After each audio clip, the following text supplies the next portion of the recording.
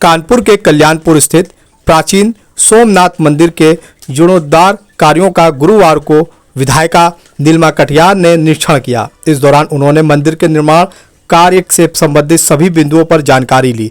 निरीक्षण के दौरान विधायिका नीलिमा कटियार ने इस परियोजना के अधिकारी राजीव कुमार डिमरी और अवर अभियंता संजीव चौरसिया से कार्यों के संबंध में बातचीत की और निर्माण कार्य के मानक के अनुरूप गुणवत्ता बनाए रखने के निर्देश दिए। नीलिमा कटियार ने स्थानीय लोगों को आश्वासन दिया है कि मंदिर में हवन कुंड निर्माण, टीन शेड, सड़कों पर ग्रिल व अन्य कार्यों के लिए दूसरे फेज का प्रस्ताव बनाकर पर्यटन मंत्रालय को भेजकर शीघ्र स्वीकृति कराने का प्रयास किया जाएगा।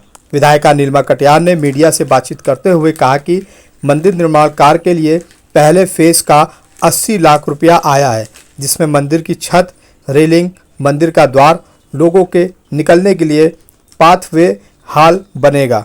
इस कार्य की शुरुआत हो चुकी है। लगभग 5 से 6 महीने में कार्य पूरा किया जाएगा। आइए चले सुने कि आखिर और कुछ क्या कहा विधायिका नीलिमा कटियार ने आज के इस निरीक्षण को लेकर के हमारे चैनल पर।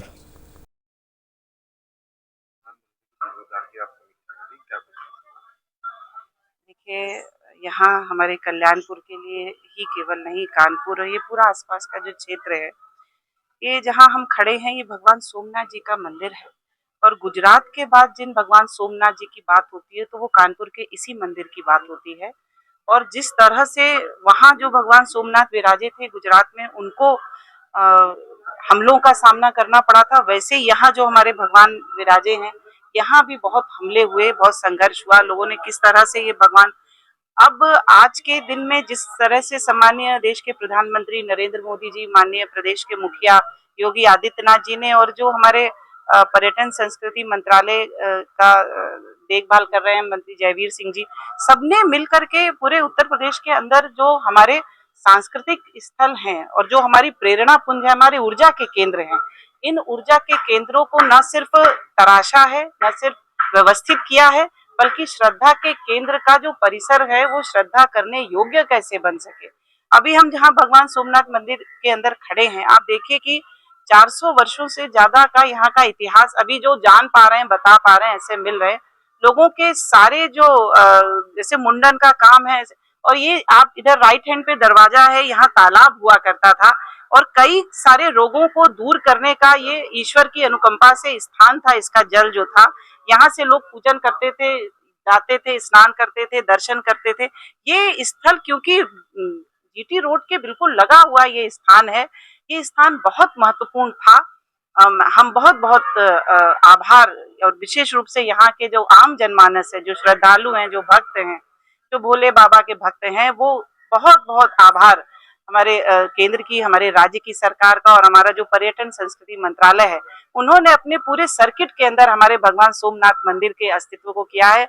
और आज जो पहले फेज का पैसा आया है वो 80 लाख आया है। 80 लाख के अंदर सबसे पहले जो भगवान का चू रहा था, पानी टपक रहा था, पूजन करने में कठिनाई होती थी। यहाँ लोग बड़ी श्रद्धा से भजन कीर्तन करके मनौती मानते थे, यहाँ पर आते थे, करते थे। तो कोई शेडेड जगह नहीं थी, तो फिर कैसे शेडेड जगह हो, हमारे बुजुर्ग जन, जो बड़े हमारे वरिष्ठ जन है, कैसे सुगमता से आ करके यहाँ दर्शन और पूजन कर सके। तो नीचे से लेकर यहाँ तक एक सुगमता का पाथवे बन करके आए, रेलिंग बने, ये सारी चीजें हैं, हॉल बने। तो फर्स्ट फेज के अंदर ये सारी चीजें आ रही हैं। द्वार भव्य हो, जो बाहर से दिखाई दे, दूर से देख गए। बहुत हृदय से धन्यवाद हमारे जो पर्यटन संस्कृति मंत्रालय है, माननीय मुख्यमंत्री जी है, उनका कर रहे हैं।